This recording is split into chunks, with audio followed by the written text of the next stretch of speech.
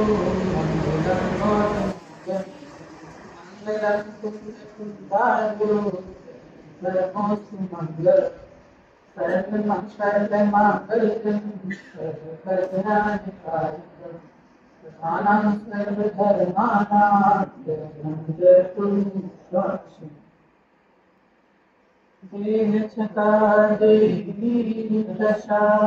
वरते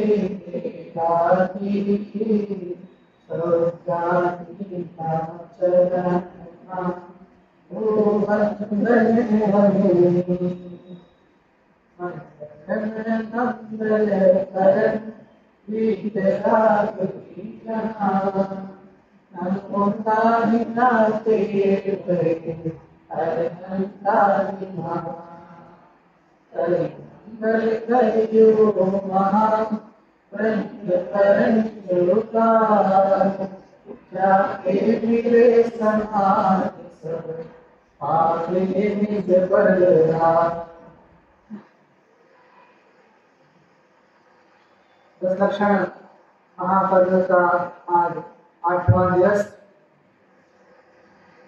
कहते हैं एक बोले मोक्ष का गीत। इंग्लिश में 8 को क्या कहते हैं? एक बोले मोक्ष का गीत। अब वो अवस्था आ गई है, वो दिन आ गए हैं ना। ज्यादा दिन हमारे पास शेष है नहीं है ना। आज 8 समाप्त, फिर 9 और 10 है ना, 2 दिन बचे हैं।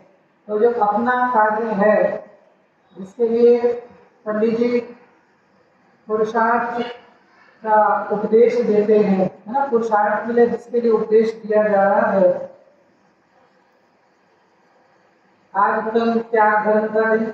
आज अभी हमने पूज्य गुरुदेव श्री के श्री मुख से त्याग की परिभाषा कि वास्तव में तो बाहर की तो सब पर की क्रिया है, लेकिन अपने विभाव परिणति का विनाश करना ना, मोह राग द्वेष भावों का त्याग करना, वो वास्तविक त्याग कहलाता है। और लौकिक में आज जितना भी जो दान आदि की परंपरा चलती है, ये तो गृहस्थ के बाहर के शुभ भाव रूप में उसको कहा गया है। और जैसे आज कहते ना सब लोग, प्रातःकाल में कहा था कि हमको अपनी शक्ति अनुसार ना हर जहाँ भी दान आदि देना चाहिए। अपने मंदिर में किसी विद्वान ने कहा है कि आपकी शोभा आपकी घर की तिजोरी से नहीं, आपके नगर के जिन मंदिर से होती है। क्या कहा? आपकी शोभा आपके घर की तिजोरी से नहीं, आपके नगर के जिन मंदिर से होती है। कि हमारा घर तो इतना सुंदर है ना, उसमें सब चीज हमने अच्छी करा ली, इतना खर्चा कर दिया, लेकिन जिन मंदिर है ना, जिन मंदिर की हालत तो वो भी हमको विचारने जैसी है कि हमारे घर से पहले जिनेन्द्र भगवान का ना जिन मंदिर समोषण का प्रतीक जो है, वो जिन मंदिर ऐसा भव्य होना चाहिए।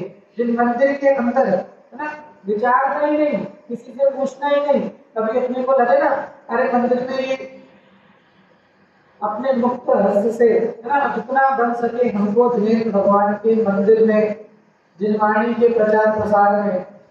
और जैसे कहा जाए, यहाँ तो अधिकांश घरों में ऐसा है ना कि सबके बच्चे कहाँ रह रहे हैं? बाहर रह रहे हैं, है ना।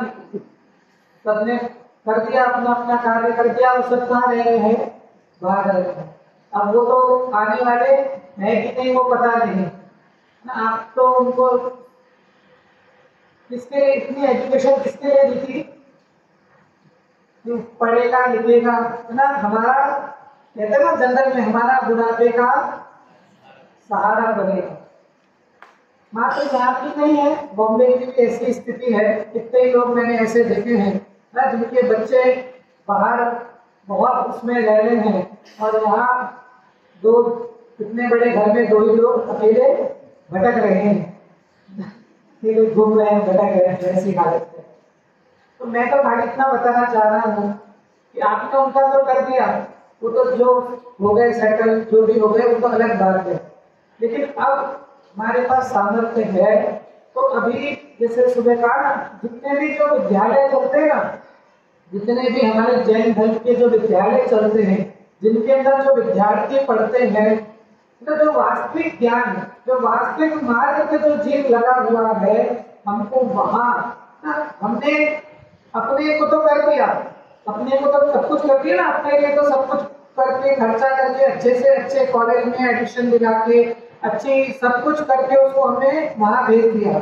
लेकिन अब हमें अपने धन का जो सदुपयोग करना है, तो जितने भी जिनवाणी, वहाँ क्या हो रहा है ना, जिनवाणी पढ़ाई जाती है, जिनवाणी सुनाई जाती है, फिर वही लोग आगे चल करके है ना कुछ करे नहीं करे, लेकिन जीवन में जिनवाणी तो उनकी सदाकाल रहेगी।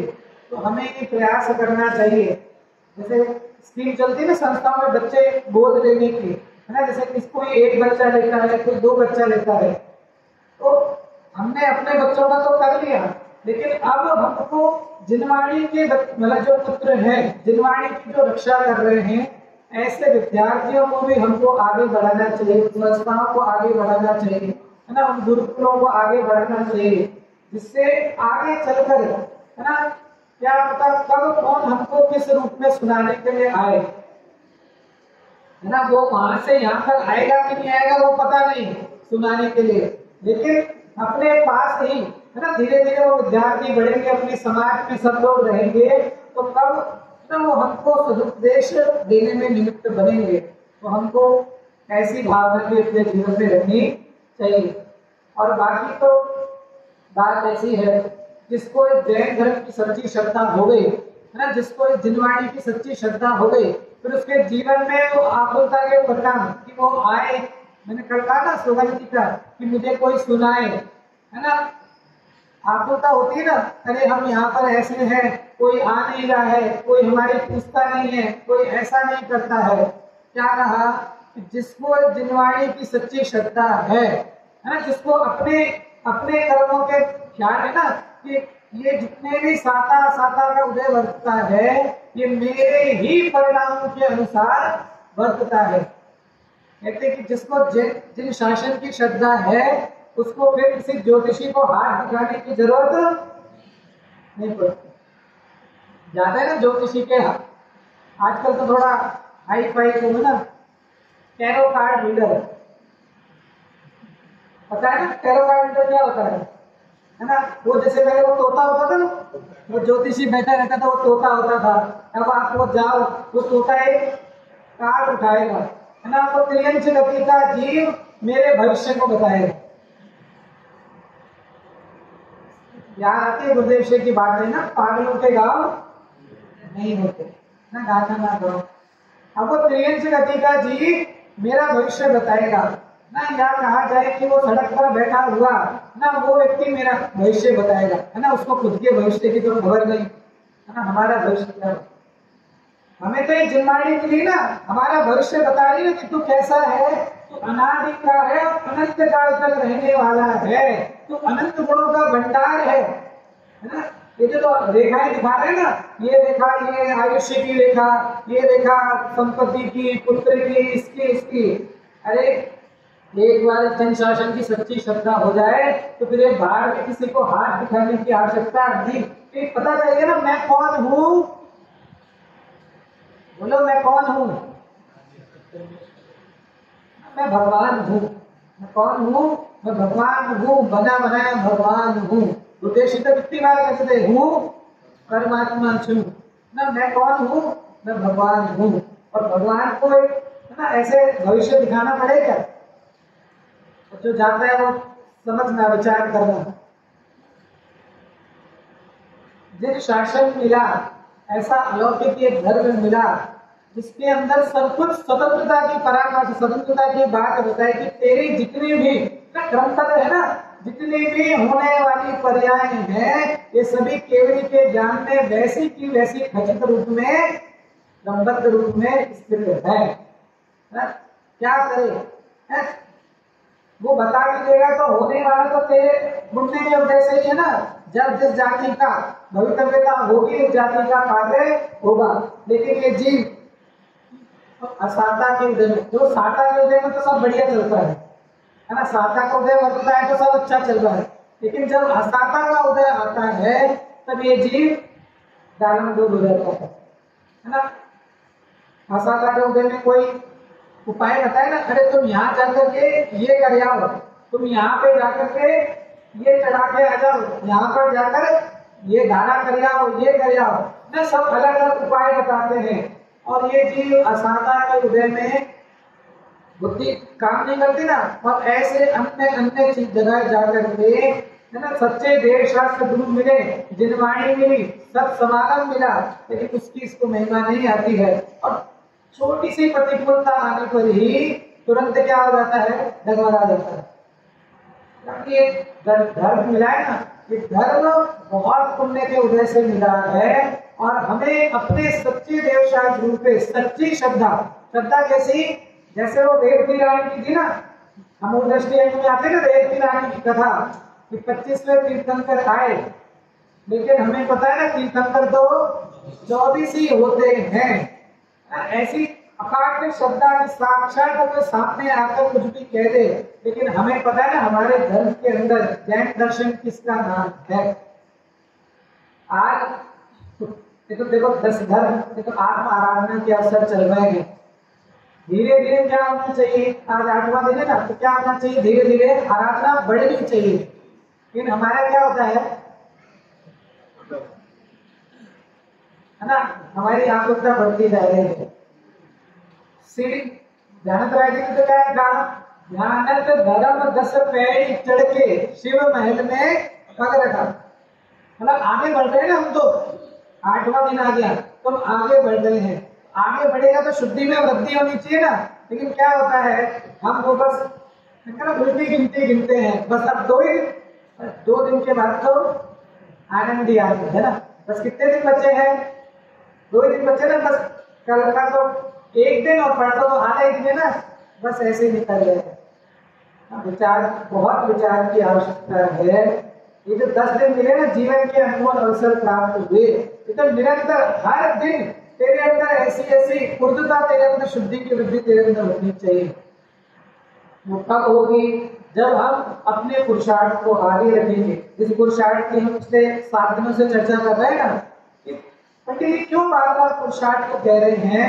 तो ये पंडित जी ने समझाया ना कि इस पुरुषार्थ के अलावा तेरे हाथ में कोई कार्य नहीं है, तो तेरे हाथ की जो चीज है उसका तुझे उपदेश देते हैं। चलता हुआ विषय अपना, आज थोड़ा विषय अपने को आगे कर लेना है, क्योंकि कल रिजल्ट आने वाला है। कल अंतिम सायकाल का अंतिम है ना, तो कल का रिजल्ट आएगा अपना, तो आज अपने को विषय थोड़ा खींचना है। जो प्रश्न हमने कल पढ़ा था वो प्रश्न पढ़ रहा हूँ, और उसके आगे समाधान के साथ अपन बात आगे बढ़ाएंगे। यहाँ प्रश्न है, अब देखो आगे का विषय सबको ध्यान में रखना है। यहाँ प्रश्न है कि तुमने कहा सत्य, परंतु द्रव्य कर्म के उदय से भाव कर्म होता है, भाव कर्म से द्रव्य कर्म का बंध होता है, तथा फिर उसके उदय से भाव कर्म होता है। इस प्रकार अनादि से परंपरा है, तब मोक्ष का उपाय कैसे हो। कल अपन ने इसकी चर्चा कर ली थी, समाधान पढ़ रहा हूँ कि उसने जो प्रश्न किया ना कि मैं क्या करूं, द्रव्य कर्म से भाव कर्म, भाव कर्म से द्रव्य कर्म, ऐसी परंपरा अनादि से चल रही है, तो मैं क्या करूं। तो उसको समाधान दिया कि ये जो तो कह रहा है ना कर्म का बंध व उदय सदा काल समान ही होता रहे, तब तो ऐसा भी है, परंतु परिणामों के निमित्त से पूर्वबद्ध कर्म के भी उत्कर्षण अपकर्षण संक्रमण आदि होने से उनकी शक्ति हीनाधिक होती है, इसलिए उनका उदय भी मंद तीव्र होता है ना। अपने परिणामों की विशुद्धता से जो बंधे हुए कर्म हैं उनमें अपकर्षण भी होता है ना, और कर्मों का उत्कर्षण ना, पाप भाव आदि के द्वारा, राग भाव आदि के द्वारा उनका उत्कर्षण भी होता है। जैसे सौंदर्य की पहले स्वर्ग की आयु बांधी ना, 20,000 सागर की आयु बांधी और उत्कर्षण हुआ, तो 16वें स्वर्ग की ना 22,000 सागर की आयु तक उत्कर्षण हो गया। अपकर्षण हुआ तो श्रेणी के राजा ने जो 7वें नरक की आयु बांधी, वो 7वें नरक की आयु प्रथम नरक के रूप में परिवर्तित हो गई। क्या इनका मूल भाव क्या है और संक्रमण मतलब उसी प्रकृति के अंदर जो बदलाव, जो दर्शन मोहिनी की प्रकृति थी, जो मोहिनी कर्म की प्रकृति थी, वही प्रकृति मिथ्यात्व सम्यक मिथ्यात्व सम्यक प्रकृति रूप में वो ना, उसी का मिथ्यात्व हुआ, फिर सम्यक मिथ्यात्व मिश्र परिणाम हुआ और उसके बाद सम्यक प्रकृति के रूप में वो परिवर्तित होती है। इससे मालूम चलता है कि अगर तू परिणामों में विशुद्धता रखता है ना, क्या लिखा कि परिणामों के निमित्त से जो पूर्ववत कर्म थे ना, जिनकी स्थिति पहले भी कहा था ना, कर्म के स्थिति अनुवाद क्या होते हैं, घटते हैं। लिखा परिणामों के निमित्त से पूर्ववत कर्म के भी उत्कर्षण अपकर्षण, इसमें भी निकाचित कर्मों में नहीं होता है। ये जो उत्कर्षण अपकर्षण संक्रमण है ना, ये निकाचित कर्मों में नहीं होता। निकाचित कर्म मतलब जो जैसे बंधे हैं उनका उदय भी उसी अनुसार से ही आने वाला है। वैसे निकाचित कर्म में उत्कर्षण अपकर्षण नहीं होते हैं, लेकिन जो बाकी जो अपने कर्म है विदत्ति आदि, उसमें पूर्ववत के कर्मों में उत्कर्षण अपकर्षण संक्रमण आदि होने से उनकी शक्ति क्या है, हीनाधिक होती है। जैसे हमारे पुण्य के परिणाम हुए ना, हमारे जिन मंदिर आदि जाने के परिणाम हो रहे हैं ना, शुभ भाव के परिणाम जैसे जैसे बढ़ रहे हैं, तो अशुभ भाव का क्या होता जा रहा है, अशुभ परिणाम हीन होते जा रहे हैं, शुभ परिणाम हीन होते जा रहे हैं और शुभ परिणाम पूर्ण होते जा रहे हैं। तो ऐसे परिणामों की हीनाधिकता, परिणाम ना कर्मों की हीनाधिकता तेरे परिणामों से दिखाई देती है ना। परिणामों के निमित्त से पूर्ववत कर्म के भी उत्कर्षण अपकर्षण संक्रमण आदि होने से उनकी शक्ति कैसे होती है, हीनाधिक होती है। इसलिए उनका उदय भी मध्य तीव्र होता है। जो उसका उदय आया ना, स्थिति में तो जो बड़े हुए कर्म थे, अब उनका जो अनुभाग आया, मतलब जो उदय में आने के जो परिणाम हुए, उदय में आने की जो सामर्थ्य है ना, उदय काल की सामर्थ्य भी कैसी होती है, हीन हो जाती है ना। जैसे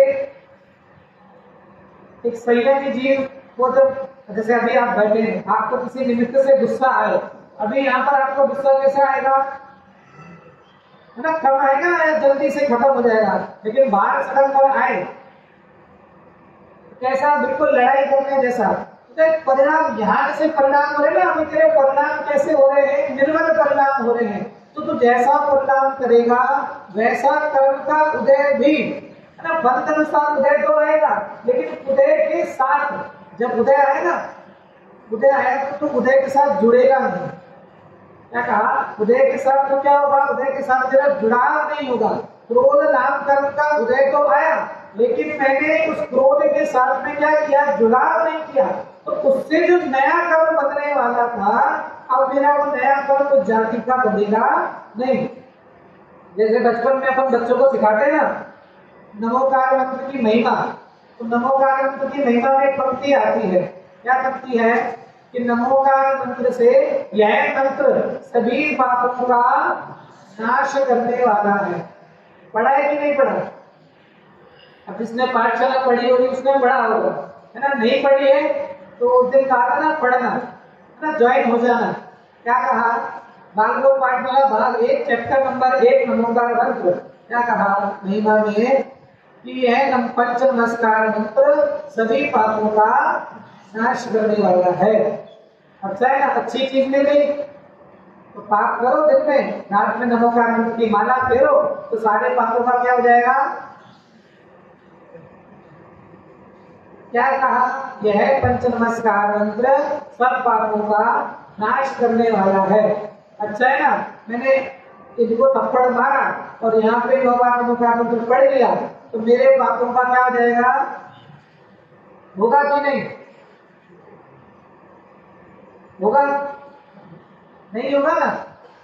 यहाँ ख्याल में आएगी ना बात, वहां क्या कहना चाह रहे हैं कि जब तू नमोकार मंत्र पढ़ेगा, जो तेरे परिणाम है ना, नमोकार मंत्र पढ़ने के समय तेरे जो परिणाम बाहर की चीजों को छोड़ करके, है ना, धर्म ध्यान में लगेंगे, तेरे परिणाम निर्मल होंगे।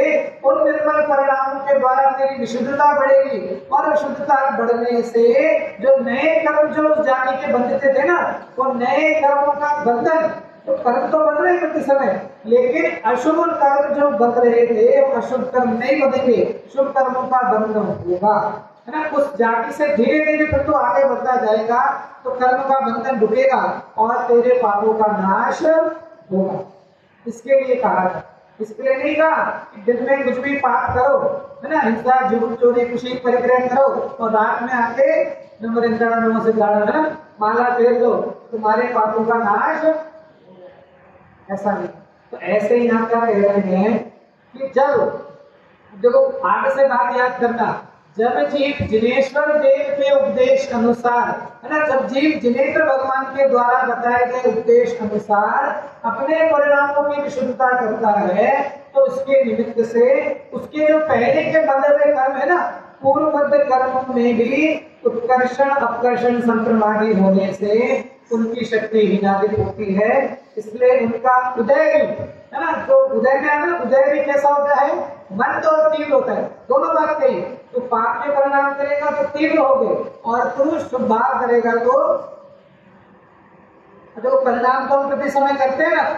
अब जैसे क्रिकेट का मैच चल रहा है ना, T20 चला ना, पूरा 2-2.5 मिनट T20 चला।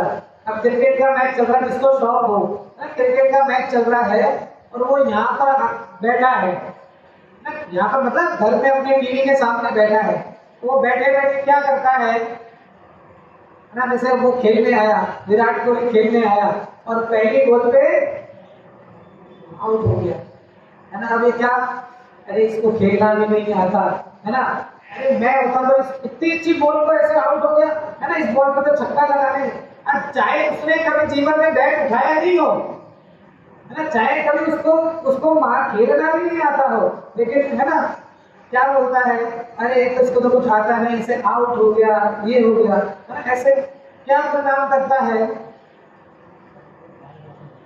ना। दो ही पर, या तो आर्त ध्यान या रौद्र ध्यान, ना दो ही ध्यान होंगे, या तो आर्त ध्यान के परिणाम होंगे या रौद्र ध्यान के परिणाम होंगे। अच्छा खेलेगा, है ना, तो आर्त ध्यान के, और बुरा खेला तो रौद्र ध्यान के, धर्म ध्यान तो होने वाला है नहीं, तो शुक्र ध्यान की तो बात बहुत दूर की बात है। तो जीव कैसे कैसे, है ना, हर संयोग के अंदर, तो मैंने कहा था तेरे करने से तो कुछ होने वाला, तो चाहे जितना ही सोफे पे उछल कूद मचा ले, तो कितना ही सोफे पे उछल कूद मचा ले, कितना ही इधर से उधर घूम ले, लेकिन तेरे करने से तो कुछ होने वाला नहीं है। चलो इसमें और थोड़ा आगे बढ़ रहे हैं। आजकल तो सबकी स्मार्ट टीवी है ना, सबकी टीवियां स्मार्ट है ना, तो जैसे इसमें रिकॉर्डिंग की फैसिलिटी होती है, कई टीवियों में रिकॉर्डिंग की फैसिलिटी होती है। तो अब क्या हुआ कि अब वो वर्ल्ड कप का फाइनल मैच होने वाला था, है ना, खाली वो खेलना नहीं खेलना देखने लगे एकदम अलग बात है, मैं खाली आपको उदाहरण दे रहा हूँ। क्या कहा, वर्ल्ड कप का फाइनल मैच इंडिया पाकिस्तान का मैच था, है ना, और हमने पूरा प्लान बना रखा था, आज दुकान 2 बजे बंद करके, है ना, 2 से लेकर क्या देखना है, मैच ही देखना है, घर पे आके मैच ही देखना है। अब कुछ ऐसा कार्य हुआ और कोई मीटिंग फिक्स हो गई या कोई व्यापारी आ गया, कुछ ऐसा हो गया, तो क्या हो गया कि अब हम दुकान के लिए व्यस्त रह गए, तो 6 बजे तक 7 बजे तक दुकान में ही रहे, लेकिन घर पे फोन करके बोल दिया बेटे से कि उस मैच को क्या कर लेना, रिकॉर्ड कर लेना, मैच को क्या कर लेना, रिकॉर्ड कर लेना। अब उसने रिकॉर्ड कर लिया, अब वो जब तक 7 बजे घर पहुंचा ना, तब तक तो मैच खत्म हो गया और मैच का रिजल्ट पता चल गया कि इंडिया जीत गई, मैच का रिजल्ट पता चल गया इंडिया जीत गई। अब वो घर पे आकर उस रिकॉर्डिंग को देख रहा है, आप विचार क्या कहा, वो घर पर आकर उस रिकॉर्डिंग को देख रहा है। अब रिकॉर्डिंग देखी चालू हुई, अब विराट कोहली आया और पहली बॉल पे आउट हो गया। अब बताओ उसके परिणाम कैसे हुए,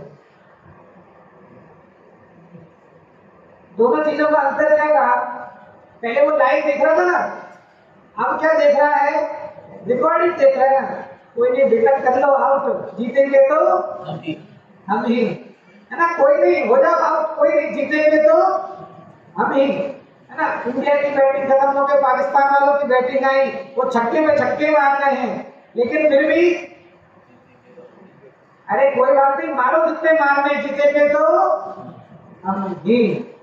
क्यों क्यों है ऐसा? उसको पता है ना कि कितना ही मारे, लेकिन हम तो जीत चुके हैं ना।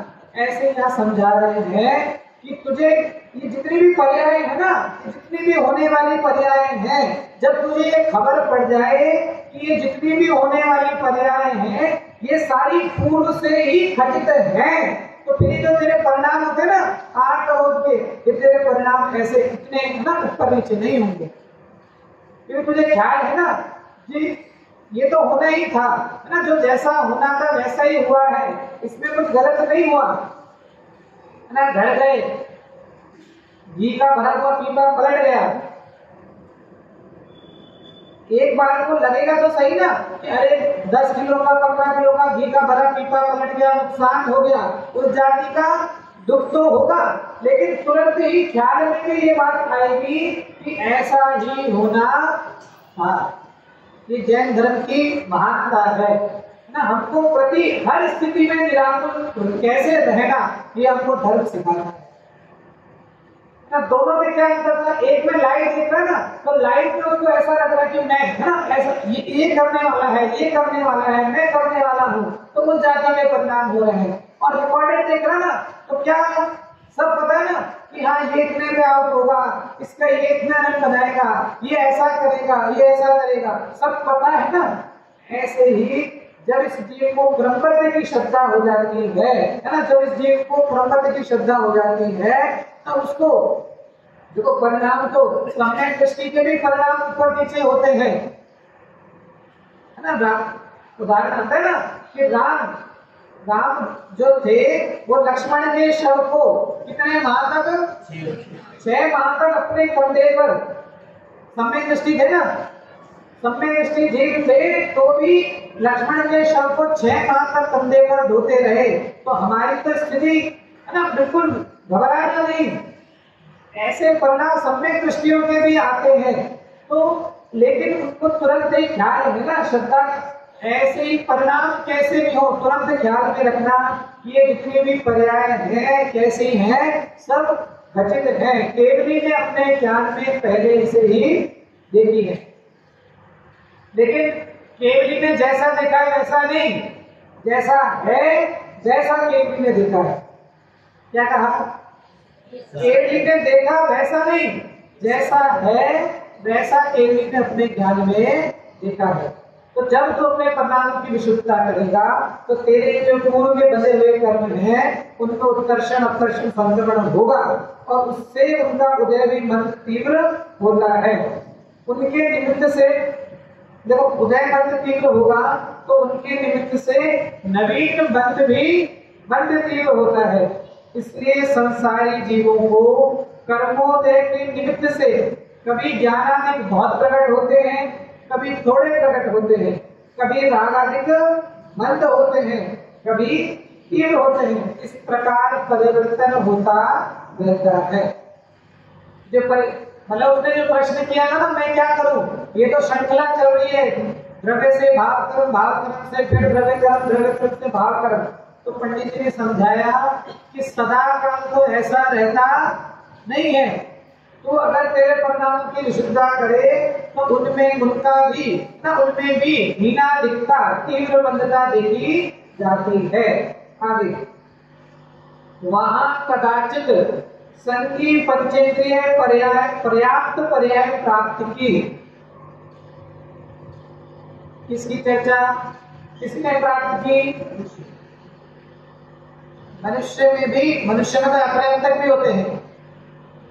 हमारी चर्चा चल रही ना, अब मैं जिस अवस्था में आया हूं, जैसे एक दिन और मैंने बताया था ना, 1 इंद्रिय 2 इंद्रिय उससे 3 इंद्रिय 4 इंद्रिय पंचेंद्रिय संधि असंधि, हम जिस अवस्था में आए हैं क्या कहा? वहां कदाचित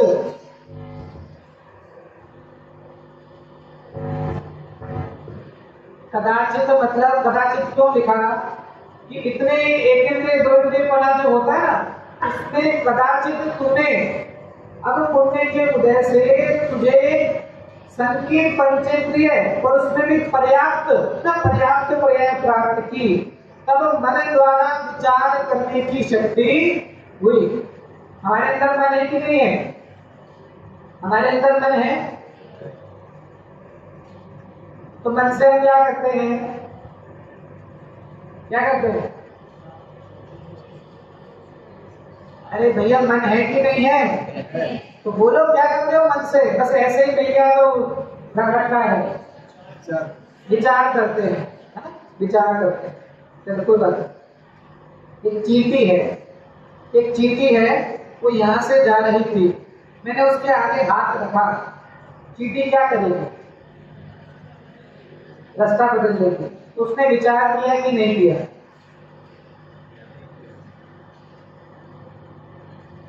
उसने विचार किया कि नहीं किया? तो नहीं किया, बिना विचारे घूम गई। प्रश्न समझ में आया? चींटी है, कितने इंद्रिय चाहिए? 3 इंद्रिय ना। मैं तो 2 इंद्रिय पे भी लगा दूं, एक पे भी, लेकिन चलो 3 इंद्रिय है ना। चींटी आई, चींटी के आगे वो नहीं, आप घरों में वो लगा देते हैं, क्या बोलते हैं, लक्ष्मण रेखा, लक्ष्मण रेखा। तो कैसे वो चींटी उसकी तरफ नहीं जाके दूसरी तरफ जाती है, और शक्कर पड़ी हो तो शक्कर की तरफ कैसे अपने आप चली जाती है? तो उसने विचार किया कि नहीं किया?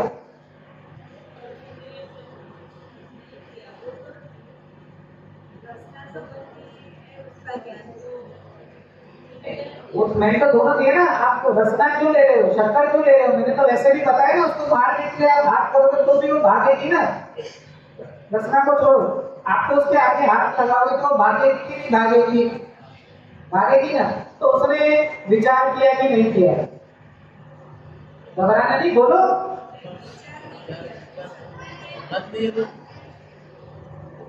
अच्छा चलो, अब कोई बोलता है ना विचार तो किया। देखो विचार तो है, अब मैं बताता हूँ आपको, विचार तो है, लेकिन मन का जो वास्तविक कार्य है ना, वो वास्तविक कार्य क्या है? किसका विचार करना?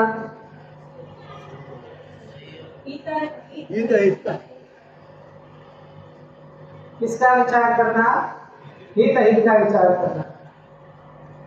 चींटी ने विचार, अब बताओ चींटी ने विचार किया कि नहीं किया? चलो आपने बोला, मैं आपसे इसके लिए पूछा, मैंने आपने बोल दिया ना हित अहित का।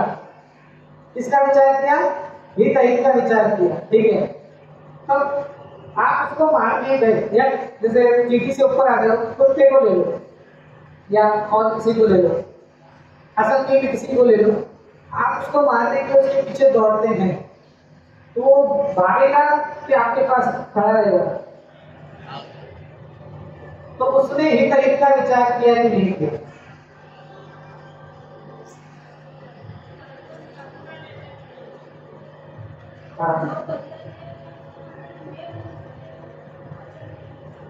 नहीं, वो प्राप्त पर्याय में करने का वो अलग बात है। मैं तो जो बोल रहा हूँ ना, वो ज्ञान है ना, ज्ञान में विचार करने की शक्ति तो है ना, लेकिन मन का कार्य क्या है? हम इस मन को उस ज्ञान के विचार में नहीं डालें। मन का कार्य क्या है? तत्व निर्णय करने का विचार करना है ना। ये लिखा ना, मन द्वारा विचार करने की शक्ति हुई। तो वास्तविक जो मन मिला, उस मन का कार्य है तत्व का निर्णय करना। जो प्रयोजन गोचर तत्व है, उन तत्वों का निर्णय करना, उन तत्वों का। वो जो हित अहित भी कहा ना, कहीं कहीं पे जिनवाणी में हित अहित भी कहा। कोई बात नहीं, वो कितना बचा है? 15 मिनट है ना आपके। कोई बात नहीं, ऐसी आवाज आ रही है? हाँ ठीक है। चलो, क्या कहा? हित अहित का विचार है ना, हित अहित हम किसमें लगा रहे हैं? अभी हमने इस पर्याय को हित अहित में जोड़ दिया है। इस पर्याय का हित अहित है ना, मरना, जीवन मतलब बचना, इसके हित अहित में है ना। ये मैं शरीर है, ये तेरा शरीर अच्छा हो जाए, मुझे कोई दुख पहुंचाने आ रहा है तो मैं उससे दूर हो जाऊं, तो शरीर का हित अहित की बात नहीं है। इसके हित अहित की अपने स्वरूप की जानकारी करना, ना तत्वों का निर्णय करना, वो वास्तविक ना मन का वास्तविक कार्य है। हित हित मतलब इस आत्म तत्व के हित हित का विचार करना वो वास्तविक मन का कार्य है। तो यहाँ कहा कि तब मन द्वारा विचार करने की शक्ति हुई तथा इसके कभी तीव्र रागाधिक होते हैं, कभी मंद होते हैं।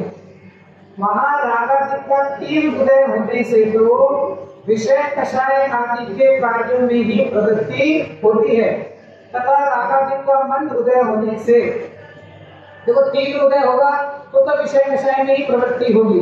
लेकिन अब तू जिस स्टेज पर आके खड़ा है ना, तेरी चर्चा चल रही है तथा रागाधिक का मंद उदय होने से। अभी हमको क्या करता है, रागाधिक का मंद उदय है। हम यहाँ पर बैठ के दिनवाणी का अभ्यास कर रहे हैं ना, तो अभी रागाधिक का कैसा उदय वर्त रहा है, मंद उदय वर्त रहा है। तो लिखा रागाधिक का मंद उदय हो और बाह्य उपदेश आदि का निमित्त बने और स्वयं पुरुषार्थ करके, क्या कहा, सबसे पहला रागाधिक का मंद उदय, बाह्य उपदेश आदि का निमित्त और स्वयं का पुरुषार्थ करके उस उपदेश आदि में प्रयोग को लगाए तो धर्म कार्यों में प्रवृत्ति हो, और निमित्त ना बने वह स्वयं पुरुषार्थ ना करे तो अन्य कार्यों में ही प्रवृत्ति, परंतु मध्य रागाधिक सहित प्रवृत्ति ऐसे अवसर में उपदेश कार्यकारी है। मतलब रागाधिक तो मंद उदय है, लेकिन अब उस मंद उदय में अगर तुझे धर्म का उपदेश मिल गया और तू अपना पुरुषार्थ करेगा तो ये मोक्ष रूपी कार्य तेरे होगा। और अगर रागाधिक का मंद उदय तो है लेकिन तू धर्म के कार्य में प्रवृत्ति नहीं करता है तो क्या होगा कि वहां अन्य कार्यों में ही प्रवृत्तेगा, परंतु मंद रागाधिक सहित प्रवर्तमान होने से पुनः पुनः धर्म का भंग होता रहेगा। इसके लिए प्रश्न क्या था पहले कि आप हमको उपदेश क्यों देते हो। सबसे पहला प्रश्न था ना कि आप हमको उपदेश क्यों देते हो। तो पंडित जी कह रहे हैं तेरे रागाधिक का मंद उदय भी वर्तता है, तेरे में तत्व विचार करने की शक्ति हुई है।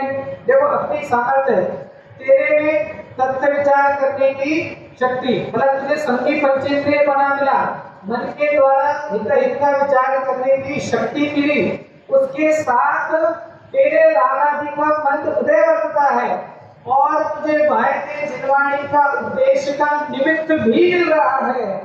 ऐसे अवसर में यदि तू तेरा पुरुषार्थ आगे रखेगा और तेरे पुरुषार्थ से तो उपदेश आदि में उपयोग को लगाएगा तो तेरा ये जो कार्य है ना, मोक्ष रूपी कार्य है, वो तेरा बनेगा। और अगर नहीं करेगा तो मन उदय तो है तो उससे मंद कषाय के परिणाम होंगे, लेकिन धर्म कार्य की प्रवृत्ति नहीं होगी। आगे विचार शक्ति रहित जो एकेंद्रिय आदित्य हैं उनके तो उपदेश समझने का ज्ञान ही नहीं है। कल भी कहा था ना, जो एकेंद्रिय आदित्य जीव है उनकी तो तत्व निर्णय करने की शक्ति सामर्थ्य है ही नहीं, तो उनको उपदेश क्यों देना ना। भैंस के आगे बीट बजाने से तो कोई मतलब है नहीं, तो उनके तो उपदेश समझने का ज्ञान ही नहीं है। और तीव्र रागादि सहित जीवों का उपयोग उपदेश में लगता नहीं है। तीव्र रागादि सहित मतलब कि अभी जैसे हमको बिल्कुल किसी का झगड़ा चल रहा है ना, दो लोगों का झगड़ा चल रहा है, अब उसमें वो दोनों बिल्कुल गुस्से में है। अब आप जाओ और जाकर के उसको बोलने लगो, अरे भैया ये क्रोध तो कषाय है ना, ये भी भगवान है, तुम भी भगवान हो, तुम कहाँ इसके ऊपर झगड़ा कर रहे हो, है ना। तो क्या होगा ना, उल्टा तुम ही है ना, गए तो छुड़ाने के ना, उल्टा तुम ही पिट कर वापस आ जाओगे। क्या लिख रहे हैं पंडित, है ना। पंडित जी बिल्कुल साधारण भाषा में समझा रहे हैं कि जब जीव का तीव्र राग होता है ना, जैसे किसी के घर में किसी का देहावसान हो गया है ना, बिल्कुल किसी प्रिय का देहावसान हो गया, अब तो वहां पर जाकर के उससे ना उसको सब बिल्कुल प्रियजन का देवसान हो गया और उसको बात तुम जाके समझा रहे हो, अरे ये तो संयोग थे, वियोग होना ही था, है ना, ये तो जाना ही था, इसमें रोने की क्या जरूरत है, ये तो अनादि काल से ऐसे ही चला आ रहा है। तो उस समय बात सही है, लेकिन उस समय तुम जब उसके रागादि का तीव्र उदय वर्तता है, उस समय तुम उसको समझाओगे ना तो वो हाथ जोड़ के कहेगा भैया ठीक है अभी तुम जाओ, होगा नहीं होगा ना, अभी तुम जाओ सब बात ठीक है।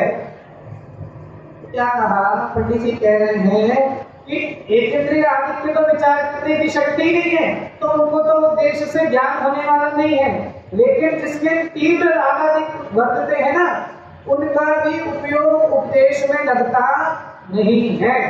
इसलिए अतः अब अपनी बात, अतः जो जीव विचार शक्ति सहित हो, हम है कि नहीं है ना, अब अपने ऊपर घटित करना, अतः जो जीव विचार शक्ति सहित हो, जिनके रागादिक मंद हो, उन्हें उपदेश का निमित्त मिले। तीनों बात अपने अंदर अपने में है कि नहीं है? हमारे तत्व विचार करने की शक्ति भी है, रागादिक का भी मंद उदय भी वर्तता है, और बाय में उपदेश का निमित्त भी मिला। उपदेश के निमित्त से धर्म की प्राप्ति हो जाए ना, ऐसी अवस्था में अगर जीव को धर्म की प्राप्ति हो जाए तो उनका भला हो ना। हम भला करने के लिए निकले हैं ना, अपना भला करने के लिए, मोक्ष की प्राप्ति करने के लिए। तो पंडित जी कह रहे हैं कि तुझे उपदेश क्यों दिया, क्योंकि तुझमें कर्तव्य निर्णय करने की सामर्थ्य भी है, तेरे रागादि का भार मंद उदय भी वर्तता है। अब तुझे उपदेश मिल जाए, उपदेश का निमित्त बन जाए, तो तेरे पुरुषार्थ के द्वारा तेरा कार्य मोक्ष रूपी कार्य होगा। तथा इसी अवसर में पुरुषार्थ क्या है, कार्यकारी है ना। बार बार उसी चीज को बता रहे हैं। जैसे होता है ना, घर में रोटी बनाने के लिए क्या गूंथा जाता है ना, लोट गूंथते हैं ना, आटा गूंथते हैं, तो कैसे गूंथते हैं है ना, उसको बार बार, है ना, जो बार बार क्यों गूंथते हैं, जितना अच्छा गूंथा होगा उतनी रोटी क्या होगी, नरम होगी। अब जिसने आटे की देखा ना, क्या कहा, आटा गूंथते ना, तो आटा कैसे गूंथते, वो हाथ से बार बार ऐसे ऐसे करके उसको गूंथा जाता है। क्यों बार बार गूंथा क्यों जाता है, कि जितना अच्छे से गूंथा होगा, जितना अच्छे से वो गूंथा रहेगा, उतनी अच्छी नरम रोटी बनेगी। ऐसे पंडित जी बार बार तेरे ज्ञान का गूंथन करा रहे हैं, बार बार तेरे ज्ञान को गूंथ रहे हैं कि पुरुषार्थ ही ना, अंदर तक ये पुरुषार्थ ही, जितना तू इस तत्व का निर्णय करने का पुरुषार्थ करेगा, उतना ही, है ना, उतना ही तेरे परिणामों की विशुद्धता होगी, और बाहर के कर्म आदि के क्या हो जाएंगे, वो भी मंद होंगे, और जो मोक्ष रूपी कार्य है वो एक दिन मंद होते होते कर्म का नाश होगा और तेरा मोक्ष रूपी कार्य होगा। इसके लिए वो भूतन चल रहा है, क्या चल रही है, जुगाली चल रही है। जुगाली करती ना, गाय भैंस कैसे जुगाली करती है ना, चारा एक बार में खा लिया और फिर दिन भर क्या करती है, उसको चबा के उसकी जुगाली करती है, उसको नरम करती है। तो ऐसी 1 घंटा ना, 1 घंटे का तो भोजन हमने कर लिया, लेकिन 1 घंटे में पचने वाला नहीं है। अभी हम यहाँ बैठ कर भोजन कर रहे हैं ना, भैया हमारा तो एकादश है ना, हमारा तो उपवास है ना, आप ऐसी बातें मत। क्या कहा, यहाँ बैठकर भोजन कर रहे हैं, आत्मा के आदित्य का भोजन कर रहे हैं, नियम साधना नित्यानंद भोजी। तो इस आत्मा के आनंद का जो भोजन कर रहे हैं ना, लेकिन वो इस 1 घंटे में पचने वाला नहीं है। इसके लिए तो क्या करनी पड़ेगी, जुगाली करनी पड़ेगी, है ना। जैसे वो गाय भैंस जुगाली करती हैं, अब ये जो पढ़ के गए ना, इसका है ना, मैंने 2-3 होमवर्क दिए बीच के दिनों में, वो लगता तो नहीं किसी ने किए होंगे, किसी को याद भी होंगे, है ना, ऐसा भी नहीं लगता किसी को याद भी होंगे, लेकिन भैया बहुत विचार करने की आवश्यकता है। मात्र 1 घंटे आकर है ना बैठ जाने से, अपनी कर्तव्य निभा लेने से, अपनी ड्यूटी पूरी कर देने से, है ना कि मैं मंदिर का ये हूँ वो हूँ, मैं नहीं जाऊंगा तो क्या, है ना 10 दिन जाए, ऐसे कर्तव्य निभाने से कार्य होने वाला नहीं है। तो अपना कार्य है, अपना समझकर करना है। मैंने उदाहरण दिया ना, जैसे अपने घर की शादी कैसी लगती है कि 3 रात जग जाए तो भी नींद नहीं आती, तो बिल्कुल फ्रेश है।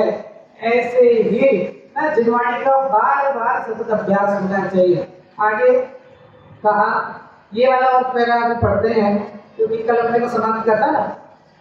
आगे क्या लिखा देखो, फिर से प्रश्न है ना, शिष्य भी ना बिल्कुल हर तरह की शंका निकालना है। क्या लिखा, अब आपने समझा दिया ना, उसने पहले कहा था द्रव्य कर्म से भाव कर्म, भाव कर्म से द्रव्य कर्म। तो पंडित जी ने कहा सदा काल तो ऐसा होता नहीं है ना, अपने परिणामों से वो द्रव्य कर्म भाव कर्म भी निम्न तीव्र होते देखे जाते हैं। फिर से प्रश्न है कि एकेंद्रिय आदि तो धर्म कार्य करने में समर्थ ही नहीं है, तो वो तो कैसे पुरुषार्थ करे, और तीव्र कषाई पुरुषार्थ करे तो वो पाप का ही करे।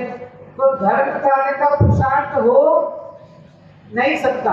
मतलब प्रश्न तो नहीं है, लेकिन पंडित जी समझा रहे ना कि ये मार्ग पे क्या बैठा है कि धर्म कार्य का पुरुषार्थ नहीं हो सकता है। अभी तो मेरे कर्म का उदय बढ़ता है ना, तो धर्म कार्य का पुरुषार्थ नहीं हो सकता। तो कहते हैं कि इसलिए जो विचार शक्ति सहित है ना, पुनः से वही ऊपर की बात को वापस से पंडित जी दृढ़ करा रहे हैं, पुनः उसको दृढ़ करा रहे हैं। क्या कह रहे हैं, इसलिए जो विचार शक्ति सहित है ना, तेरे अंदर अभी तत्व निर्णय करने का, विचार करने की सामर्थ्य हुई है, तुझे कोई समझाए तो समझ जाए।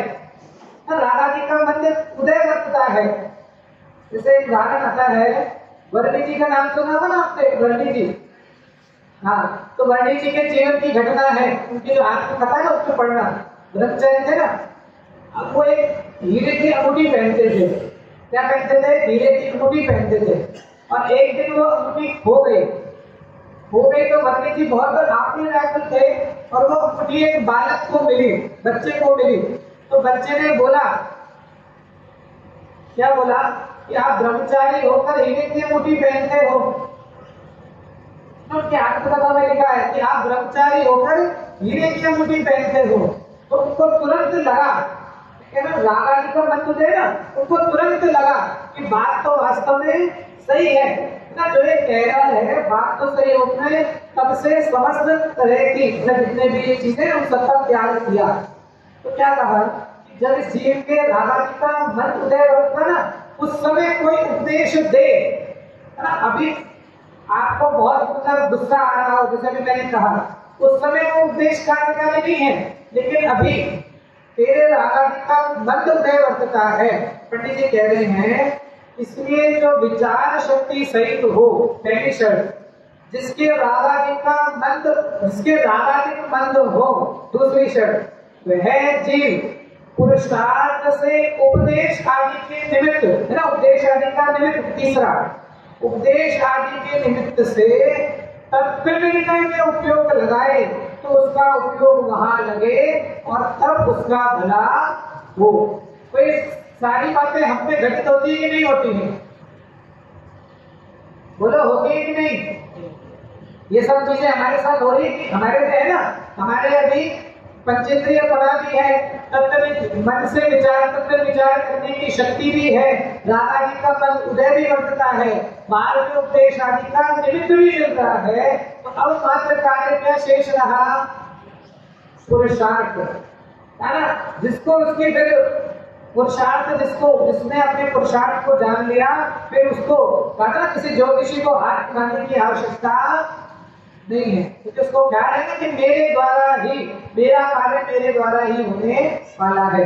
आगे कहा यदि इस अवसर में भी, है ना, जो लोग चाहते हैं ना कि कोई भी बात नहीं कर लेंगे, ये अवसर तो भी बहुत काल तक है ना, बात नहीं कर लेंगे, क्या लिखा, यदि इस अवसर में भी, जो पूरी जो शर्त कही ना, ऐसे अवसर में भी तत्व निर्णय करने का पुरुषार्थ ना करे, मतलब जैन कुल जैसा कुल मिला, जैन धर्म मिला, जिनवाणी मिली, समझाने वाले गुरु मिले, ज्ञानी जीव मिले, उपदेश मिला, दादा जी का मंत्र उदय मिला। ऐसे अवसर में भी तत्व निर्णय करने का पुरुषार्थ ना करे और प्रमाद से काल गंवाए। क्या कहा?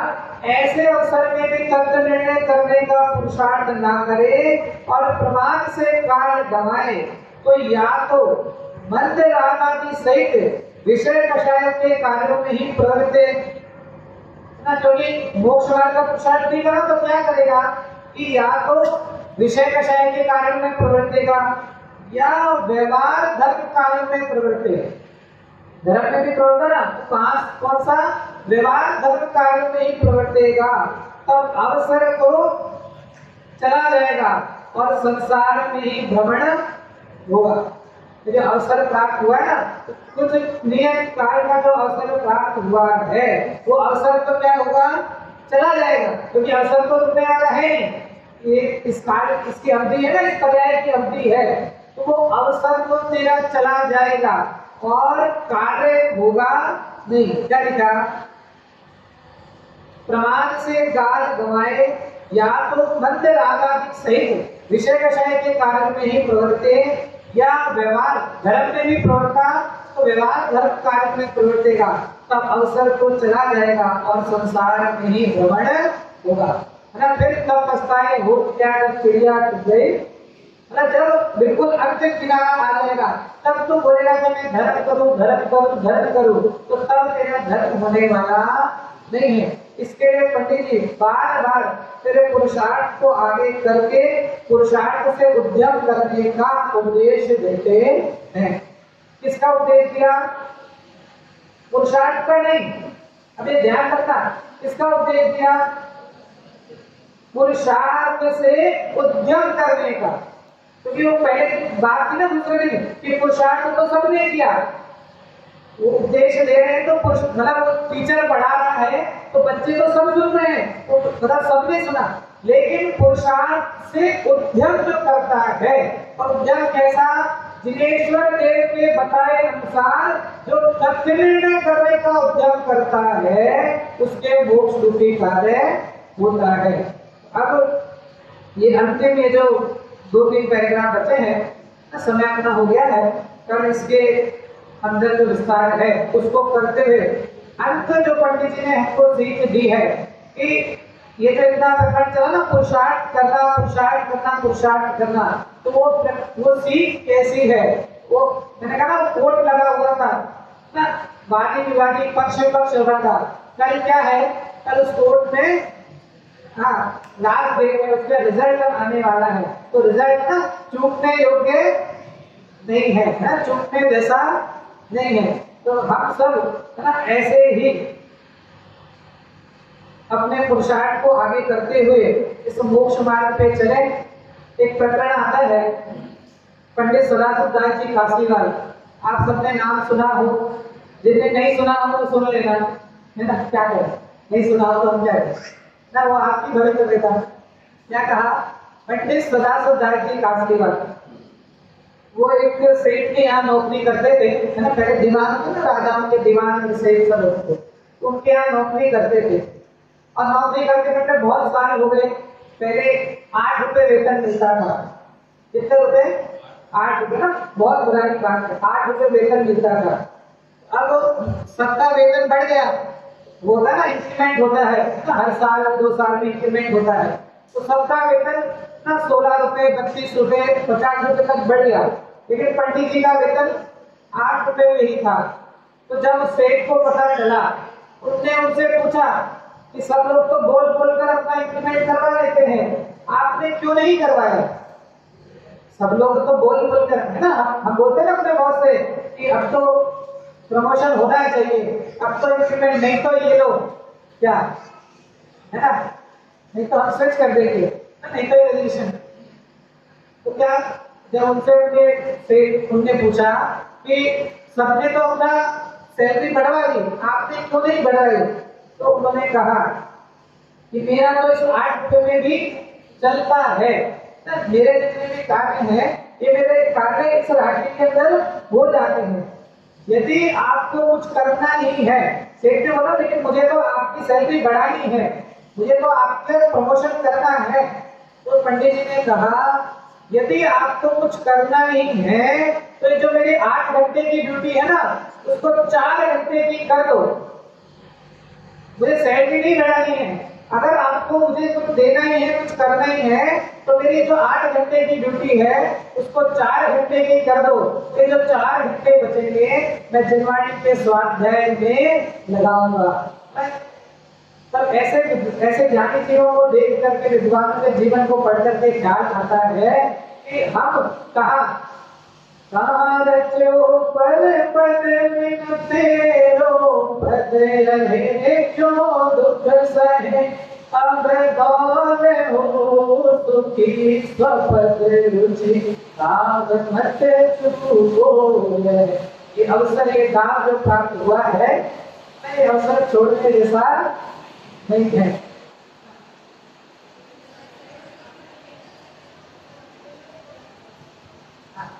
ये तो एक पैराग्राफ। अब इसमें क्या होता है, कुछ लोग तो कह देते हैं लेकिन सबकी स्थिति एक जैसी नहीं है ना, सबके रागरतिका उतना मंदोदय, पंडित ने दोनों अवस्थाएं समझाई ना, एक के तो रागरतिका मंदोदय वर्त रहा है और एक अभी विषय का शायद में प्रवृत्त हो रहा है, तो दोनों ही तरह की स्थितियां हैं। फिर समय तो अपना ऐसे ज्यादा भी हो गया है, तो लोग के नहीं ठीक है। हाँ चलो खाइए। क्या लिखा आगे, तथा इस अवसर में ना, वो अवसर ध्यान देना कि जो पहले शर्त बताई थी ना, तेरे संगीत पंचेंद्रिय बना है, तत्व मन के द्वारा तत्व में के विचार करने की शक्ति है, राधा जी का मन उदय है और उद्देश्य का निमित्त है। तथा इस अवसर में जो जीव पुरुषार्थ से तत्व निर्णय करने में उपयोग लगाने का अभ्यास रखें, उनके विशुद्धता बढ़ेगी। क्या होगा, विशुद्धता बढ़ेगी तो उससे तत्वों की शक्ति ठीक होगी ना। जैसे शुद्धता शुद्धि की वृद्धि, जैसे जैसे विशुद्धता बढ़ती जाएगी वैसे वैसे क्या होती जाएगी, कर्मों की शक्ति ठीक। क्योंकि ऐसा तो हो नहीं सकता कि दर्शन मोहिनी पर 3 उदय हो और यहाँ पे समय दर्शन हो, नहीं, ऐसा तो नहीं हो सकता ना कि यहाँ पे दर्शन मोहिनी का 3 उदय हो और यहाँ पे समय दर्शन प्रकट हो जाए। तो दर्शन मोहिनी का 6 ज्योतिषम भी होगा, तब समय दर्शन। क्या कहा कि जब तेरी विशुद्धता बढ़ेगी, जब तू तत्व निर्णय करने में उपयोग लगाने का अभ्यास रखे, उनके विशुद्धता बढ़ेगी और उससे कर्मों की शक्ति क्या होगी, हीन होगी और कुछ काल में अपने आप दर्शन मोह का क्या होगा, उपशम होगा। तो पंडित जी पूरी भूल निकाल रहे हैं कि तुझे कुछ करना नहीं है, तू खाली क्या कर, तू तो भाई तत्व निर्णय कर, तू तो क्या कर, तत्व निर्णय करने का पुरुषार्थ कर और स्वतः ही क्या कहा, कुछ काल में अपने आप दर्शन होगा, क्या होगा, पोषण होगा, तब तत्वों की यथावत प्रतीति आएगी। तो इसका वो कर्तव्य, इसका पंडित जी के सामने जो बैठा है ना शिष्य, उसका इसका हाँ क्या लिखा, तो इसका तो कर्तव्य, तेरा तो कर्तव्य क्या है, तत्व निर्णय का अभ्यास ही है और इसी से दर्शन मोह का उपशम तो स्वयं होता है, उसमें जीव का कर्तव्य कुछ नहीं है। मतलब तुझे कर्मों में कुछ नहीं करना है। ये पंखा चल रहा है ना, पंखे को बंद करना है तो क्या करना, उसमें ऐसा हाथ लगा देना, बंद हो जाएगा ना। पंखे को बंद करना तो क्या करना, ख्याल है ना, क्या करना, स्विच बंद करना। इसके कैसे पंडित जी अन्य जगह पर पूरी चतुराई लगाता है ना, हमको ख्याल है ना, पंखा बंद करना तो स्विच बंद करना, ऐसे ही तुझे कर्मों में कुछ नहीं करना है ना, कर्मों में तुझे कुछ नहीं करना, तुम तो अपने अल्टीमेट करने का पुरुषार्थ कर, तो तेरे क्या होगा, दर्शन मोहनीय कर्म का उत्सव तो स्वयं होता है, उसमें जीव का कुछ भी कर्तव्य नहीं है। तो इस तरह पंडित जी ने हमको ये समझाया कि तेरा जिसमें चलता है ना, तेरा तुझमें चलता है, पर में तो तेरा कुछ चलता है नहीं। जितने भी सहयोग आगे ना, मैं जिनको चलाना चाहता हूँ, तो दुख किसका है, जहाँ पे अपेक्षा है ना, उस अपेक्षा की उपेक्षा हो तो वहां पर दुख है। हमें अपेक्षा है ना, हमें अपने बेटे से अपेक्षा है कि वो आएगा और बुढ़ापे में मेरा सहारा बनेगा। हमें अपनी पत्नी से अपेक्षा है कि वो ऐसा करेगी। हमें अपने पिता से अपेक्षा है कि वो सारी जायदाद मेरे नाम पर करके जाएंगे। हमें है ना, अपने मित्र से अपेक्षा है वो बुरे समय में मेरा साथ देगा। जहां जहां अपेक्षा है और जब उसकी उपेक्षा होती है, अरे सब में लगाया, जब उसकी उपेक्षा होती है तभी जीव क्या होता है, दुखी होता है। इसके लिए ना, ये तो स्वतंत्रता का धर्म है, विराटता का धर्म है। एक बार अगर ना मेरा कार्य मुझसे होने वाला है, पर की अपेक्षा के बिना, ना पर की अपेक्षा के बिना जीव स्वयं धर्म में, स्वयं काम में, स्वयं चतुष्टय के अंदर स्थापित होता है, परिचय मोक्ष रूपी कार्य घटित होता है। हम सभी अपने स्वयं चतुष्टय में निमग्न रहकर अंत चतुष्टय की प्राप्ति करें और शीघ्र भारतीय आजादी दोनों कर्मों का नाश करके मोक्ष की प्राप्ति करें। इसी भावना के साथ